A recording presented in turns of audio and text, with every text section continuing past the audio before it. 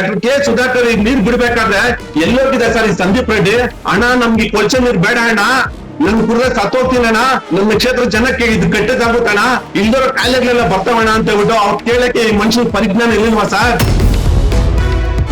3ನೇ ಹಂತದ ಶುದ್ಧೀಕರಣಕ್ಕೆ ನಾನ್ ರೆಡಿ ಇದೀನಿ ಅಂತ ಹೇಳಿದ್ರು ಕೂಡ ನೀವು ಮಾಡ್ತಾ ಇದ್ರಂದ್ರೆ ಬಹುಶಃ ನಿಮ್ಮ ಮನಸ್ಸಲ್ಲಿ ಒಬ್ಬ ಅಹಿಂದ ವರ್ಗದ ಹುಡುಗ ಶಾಸನ ಆಗಿದ್ದಾನೆ ಅಂತ ಹೇಳ್ಬಿಟ್ಟು ತಡೆಯಕ್ ಆಗ್ತಾ ಇಲ್ಲ ಅಂತ ಹೇಳ್ಬಿಟ್ಟು ಸ್ಪಷ್ಟವಾಗಿ ಅರ್ಥ ಆಗ್ಬಿಟ್ಟಿದೆ. ಇದೇ ವಿಚಾರವಾಗಿ ಮಾತಾಡಿದಾಗ ನಮ್ ಶಾಸಕರನ್ನ ನಿಮ್ ಅಣ್ಣ ಏನಣ್ಣ ಮಾಡಿದ್ರು, ಸಂದೀಪ್ ಅಣ್ಣ ನಿಮ್ ಅಣ್ಣ ಸುಧಾಕರಣ್ಣ ಏನ್ ಮಾಡಿದ್ರಣ್ಣ, ಪಾಪ ಜೈಲ್ಗೆ ಹಾಕ್ಸಿದ್ರು ಆಗಿದ್ರಲ್ವಾ ಸರ್? ಎಲ್ಲೋಗಿದ್ರು ಸರ್ ಈ ಹರೀಶ್ ಕೆ ರೆಡ್ಡಿ, ಸಂದೀಪ್ ರೆಡ್ಡಿ ಎಲ್ಲೋಗಿದ್ರು ಸರ್?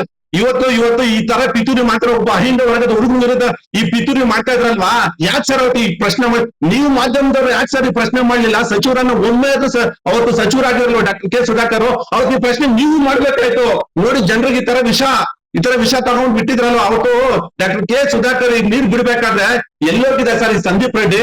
ಅಣ್ಣ ನಮ್ಗೆ ಕೊಲ್ಚೆ ನೀರ್ ಬೇಡ ಅಣ್ಣ, ನನ್ ಕುರ್ದ ಸತ್ತೋಗ್ತೀನಿ ಅಣ್ಣ, ನಮ್ಮ ಕ್ಷೇತ್ರ ಜನಕ್ಕೆ ಇದು ಕೆಟ್ಟದಾಗುತ್ತಣ್ಣ, ಇಲ್ದೋರ ಕಾಯಿಲೆಗಳೆಲ್ಲ ಬರ್ತಾವಣ್ಣ ಅಂತ ಹೇಳ್ಬಿಟ್ಟು ಅವ್ರು ಕೇಳಕ್ಕೆ ಈ ಮನುಷ್ಯನ ಪರಿಜ್ಞಾನ ಇಲ್ವಾ ಸರ್? ನಮ್ಮ ಅಣ್ಣ ತಂದ ಅಂತ ಹೇಳ್ಬಿಟ್ಟು ಖುಷಿ ಪಟ್ರಲ್ವಾ? ನಮ್ಮ ಅಣ್ಣ ಅಂತ ಕರೀತಾರಲ್ವಾ? ಒಂದ್ಸತಿ ನಿನ್ ಸುಧಾಕರ ನಿನ್ ಸೋಲ್ಸಕ್ಕೆ ಬಂದಿದ್ರು ನಿನ್ ವಿರುದ್ಧವಾಗಿ ಇವತ್ ನೋಡಿ ನಮ್ಮ ಅಣ್ಣ ಅಂತ. ಅಣ್ಣ ಇವ್ರು ಯಾವ್ದಣ್ಣ ಡಬಲ್ ಸ್ಟ್ಯಾಂಡ್ ಇರುತ್ತಲ್ಲ ರಾಜಕೀಯ?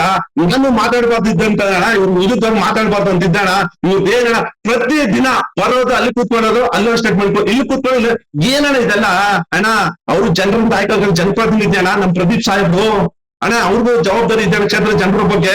10 ಆಂಬ್ಯುಲೆನ್ಸ್ ಬಗ್ಗೆ ಮಾತಾಡ್ತಾರೆ ಅಣ್ಣ. ಯಾವತ್ತು ಈ ಆಂಬ್ಯುಲೆನ್ಸ್ ಪಾಪ ಕೆಲವರು ಯಾವನು ಪ್ರಶ್ನೆ ಮಾಡ್ದ ಮೊನ್ನೆ 10 ಆಂಬ್ಯುಲೆನ್ಸ್ ಏನ್ ಬಿಟ್ಟಿದ್ರ ಈ ಕೊಲ್ಚೆ ಬಿಟ್ಟು ಅವ್ರ ನಿಶ್ವಾರ್ಥ ಮನೋಭಾವನೆಯಿಂದ ಬಿಟ್ಟಿರೋದ್ರಿ ಜನಕ್ಕೆ ಒಳ್ಳೇದಾಗ್ಲಿ ಅಂತ ಹೇಳ್ಬಿಟ್ಟು ಏನೇನೋ ಮಾತಾಡ್ತಾರೆ. ಮೊನ್ನೆ ಆಂಬ್ಯುಲೆನ್ಸ್ ಬಗ್ಗೆ ಪ್ರಶ್ನೆ ಮಾಡ್ತಾರೆ. ಸಂದೀಪ್ ರೆಡ್ಡಿ ಅವರೇ ಇವೆಲ್ಲ ಬಿಟ್ಬಿಡಿ. ನಮ್ಮ ಶಾಸಕರು ಇವತ್ತು 3ನೇ ಹಂತದ ಶುದ್ಧೀಕರಣದ ನೀರಿನ ಬಗ್ಗೆ ಅವರು ಪರವಾಗಿದ್ದಾರೆ, ಇದ್ರ ಪರವಾಗಿದ್ದಾರೆ. ನೀವು ಮಾತಿನ ಮಾಡ್ಕೊಳ್ಳಿ, ಯಾಕಂದ್ರೆ ನಿಮ್ ಹತ್ರ ಯಾವ್ದೋ ದುಡ್ಡಿದೆ, ಜನಕ್ಕೂ ಬೇಕು, ಅವ್ರು ಒಂದ್ 500 ಕೊಟ್ರೆ ಬರ್ತಾನೆ, ಪಾಪ ಕರ್ಕೊಂಡು ಮಾಡ್ಸ್ಕೊಳ್ಳಿ, ನಾನ್ ಬೇಡ ಅಂತ ಹೇಳಲ್ಲ. ಆದ್ರೆ ಶಾಸಕರು ಇದ್ರ ಪರವಾಗಿದ್ದೀನಿ ಅಂತಂದ್ರು ಕೂಡ ನೀವು ಪ್ರತಿಭಟನೆ ಮಾಡ್ತೀನಿ ಅಂತಂದ್ರೆ ಬಹುಶಃ ನಿಮ್ಗೆ ಅದೇ ಹೇಳ್ತೇನಲ್ಲ, 1-2-3 ತುರ್ತಾಗಿ ಅವ್ರು ಬಿ ಫಾರಂ ಘೋಷಣೆ ಮಾಡ್ಬಿಟ್ರೆ ಸ್ವಲ್ಪ ಸೈಲೆಂಟ್ ಆಗ್ಬೋದು ಅನ್ಸುತ್ತೆ ನನ್ ಪ್ರಕಾರ. ಯಾಕಂತಂದ್ರೆ ಈ ಹಿಂದೆ ಇದೇ ವಿಚಾರವಾಗಿ ಮಾತಾಡಿದಾಗ ನಮ್ ಶಾಸಕರನ್ನ ನಿಮ್ ಅಣ್ಣ ಏನಣ್ಣ ಮಾಡಿದ್ರು, ಸಂದೀಪ್ ಅಣ್ಣ ನಿಮ್ ಅಣ್ಣ ಸುಧಾಕರಣ್ಣ ಏನ್ ಮಾಡಿದ್ರಣ್ಣ, ಪಾಪ ಜೈಲ್ಗೆ ಹಾಕ್ಸಿದ್ರು, ಕೋರ್ಟ್ ಸುತ್ತಿಸ್ರು, ಇಲ್ಲಿ ಕೊಡಬಾರ್ದು ಕೆಲ್ಸ ಕೊಟ್ರು. ಅಣ್ಣ ನಮ್ ಶಾಸಕರು ಇವತ್ತೇನಾರ ಕೆಲಸ ಮಾಡ್ತಾ ಇದ್ರಣ್ಣ, ಎಲ್ಲರಿಗೂ ವಾಕ್ಸ್ವಾತಂತ್ರ್ಯ ಇದೆ ಅಣ್ಣ, ಪ್ರಶ್ನೆ ಮಾಡಿ ಅಣ್ಣ, ನಾನ್ ಬೇಡ ಅಂತ ಹೇಳಲ್ಲ. ಆದ್ರೂ ಇದ್ರ ಪರವಾಗಿ ಇದೀನಿ ಅಂತಂದ್ರು ನೀವು ಕೆಲಸ ಮಾಡ್ತಾ ಇದ್ರಿಲ್ಲ ಅಣ್ಣ. ನಿಮ್ಗೆ ಏನಾದ್ರು ಆತರ ಇದ್ರೆ ಹೇಳ್ರಣ್ಣ, ಶಾಸಕರ ಹತ್ರ ಬನ್ನಿ ಅಣ್ಣ, ನಿಮ್ ಕೆಲ್ಸಗಳೇನಿದ್ರೆ ಮಾಡಿಸ್ಕೊಡ್ತೀನಿ, ಕ್ಷೇತ್ರದ ಪರವಾಗಿ ಬನ್ನಿ ಅಣ್ಣ, ನೀವು ಜನಪರವಾಗಿ ಕೆಲಸ ಮಾಡ್ತಾ ಇದ್ರಲ್ಲ, ಅದ್ ನೋಡಪ್ಪ ಈ ತರ ಜನಕ್ಕೆ ಈ ತರ ಕೆಲ್ಸ ಅಣ್ಣ ಬನ್ನಿ ಅಣ್ಣ, ನಾನ್ ಕರ್ಕೊಂಡು ಹೋಗ್ತಿಲ್ವಾ? ನಮ್ ಶಾಸಕರಿಗೆ ಕರೆ ಮಾಡಿ ಎಲ್ಲರಿಗೂ ಸ್ಪಂದಿಸ್ತಾರೆ. ಎಲ್ಲ ಗೊತ್ತಿದ್ರು ಯಾಕಡೆ ನೀವು ಕೆಲಸ ಮಾಡ್ತಾ ಇದ್ರಾ ಅಣ್ಣ? ನೀವು ಪ್ರಬುದ್ರು, ನಮ್ಮ ಇದು ಚಿಕ್ಕಬಳ್ಳಾಪುರ ಜನರು ಮುಗ್ದ್ರು, ನೀವು ಪ್ರಬುದ್ರಾಗಿ ಏನ್ ಮಾಡ್ತಾ ಇದ್ರ? ನಿಮ್ಮ ಅಧಿಕಾರ ಚಲಾವಣೆ ಮಾಡ್ತಾ ಇದ್ರ. ಯಾಕಂತಂದ್ರೆ 2028ಕ್ಕೆ ಏನ್ ಆಗ್ಬೇಕಂತಿದ್ರಲ್ವಾ?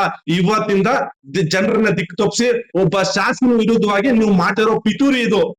ನಮ್ಮ ಶಾಸಕರು ಇವತ್ತು ಬದ್ಧವಾಗಿದ್ದಾರೆ ಈ ವಿಚಾರವಾಗಿ. ನಾನ್ ಇದೀನಿ 3ನೇ ಹಂತದ ಶುದ್ಧೀಕರಣಕ್ಕೆ ನಾನ್ ರೆಡಿ ಇದೀನಿ ಅಂತ ಹೇಳಿದ್ರು ಕೂಡ ನೀವು ಮಾಡ್ತಾ ಇದ್ರಂದ್ರೆ ಬಹುಶಃ ನಿಮ್ಮ ಮನಸ್ಸಲ್ಲಿ ಒಬ್ಬ ಅಹಿಂದ ವರ್ಗದ ಹುಡುಗ ಶಾಸನ ಆಗಿದ್ದಾನೆ ಅಂತ ಹೇಳ್ಬಿಟ್ಟು ತಡೆಯಕ್ ಆಗ್ತಾ ಇಲ್ಲ ಅಂತ ಹೇಳ್ಬಿಟ್ಟು ಸ್ಪಷ್ಟವಾಗಿ ಅರ್ಥ ಆಗ್ಬಿಟ್ಟಿದೆ.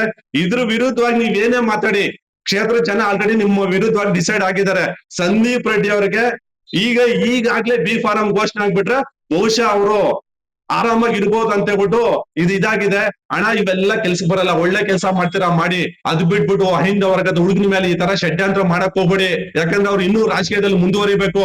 ಬಟ್ ಚಿಕ್ಕಬಳ್ಳಾಪುರದಲ್ಲಿ ನೋಡಿ ಈಗ ಆಗ್ಲೇ ಬಿಜೆಪಿ ಕಾರ್ಯಕರ್ತರು ನನ್ ಕರೆ ಮಾಡಿ ಹೇಳ್ತಾ ಇದ್ರೆ ಅಣ್ಣ ಇವ್ ಅವಶ್ಯಕತೆ ಇಲ್ಲ ಅಣ್ಣ, ಶಾಸಕರ ಪರವಾಗಿದ್ದಾರೆ, ದಯವಿಟ್ಟು ಒಳ್ಳೆ ಕೆಲಸ ಮಾಡಿ, ನಿಮಗೆ ನಾವು ಶ್ಲಾಘನೆ ಮಾಡ್ತೀವಿ ಅಣ್ಣ. ಅಣ್ಣ ಸಂದೀಪ್ ಅಣ್ಣ, ನಿಮ್ ಅಣ್ಣನಿಗೆ 2019ರಿಂದ 2023 ಗಂಟೆ ಯಾಕಣ್ಣ ಪ್ರಶ್ನೆ ಮಾಡಿಲ್ಲ ನೀವು ಕ್ಷೇತ್ರ ಜನರನ್ನ ಪ್ರಬುದ್ರು ಮುಗ್ದ್ರು ಅಂತೆಲ್ಲ ಕರೀತಿರಲ್ವಾ ಅಣ್ಣ? ನೀವು ತುಂಬಾ ಪ್ರಬುದ್ರಣ್ಣ, ನೀವೇನೋ ಮುಂದೆ 2028ಗೆ ಏನೋ ಆಗ್ಬೇಕಂತ ಹೊರಟಿದ್ದೀರಾ, ಸಂತೋಷ ಆಗಿ ನಾವು ಬೇಡ ಅಂತ ಹೇಳಲ್ಲ. ಆದ್ರೆ 2019ರಲ್ಲಿ ನಿಮ್ಮ ಅಣ್ಣ ಅಧಿಕಾರಕ್ಕೋಸ್ಕರ ಹಣಕ್ಕೋಸ್ಕರ ಪಾರ್ಟಿ ಬಿಟ್ಟು ಹೋದಾಗ ಅಣ್ಣ ನೀವ್ ಈ ತರ ಡಿಮ್ಯಾಂಡ್ ಮಾಡಿ ನಾನು ಒಪ್ತಿದ್ನಣ್ಣ. ಯಾಕಣ್ಣ ನೀವು ಮಾಡಿಲ್ಲ ಅವತ್ತು?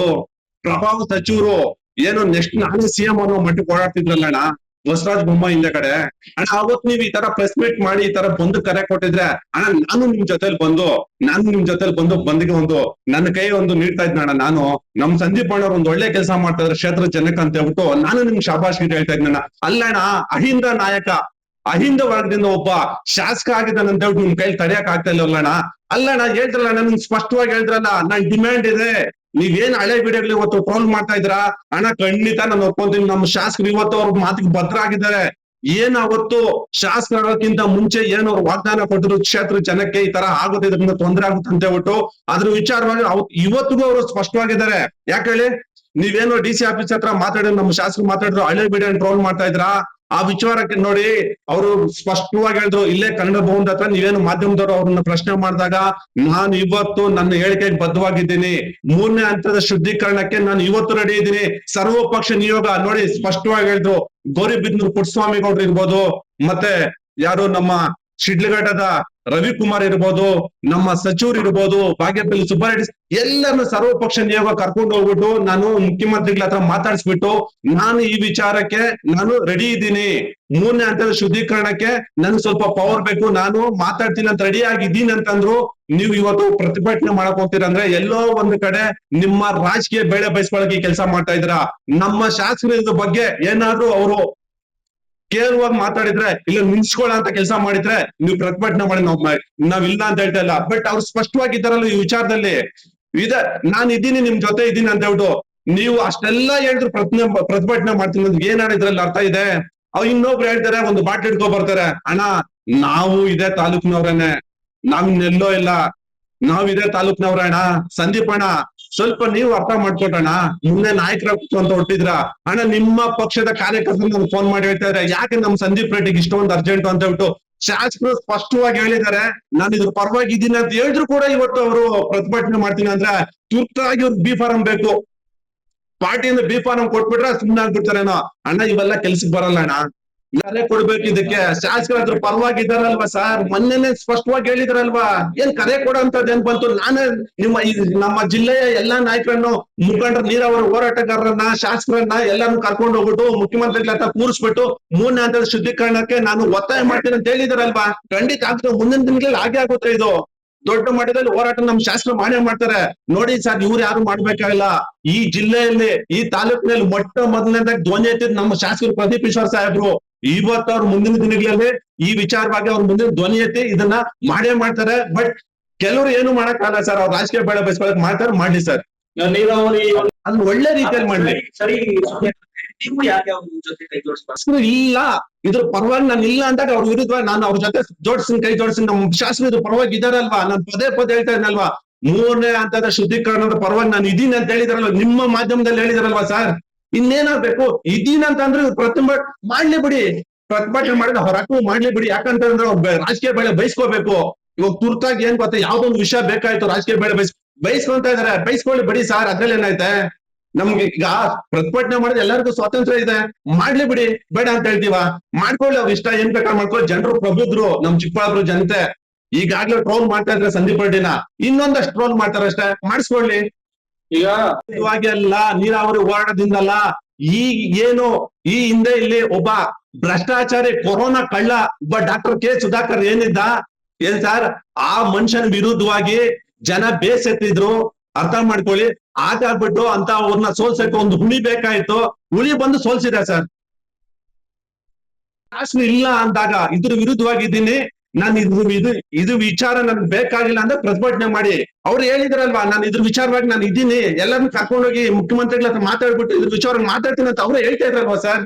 ಅವ್ರು ಇದ್ರ ವಿಚಾರವಾಗಿ ಇದಾರಲ್ವಾ.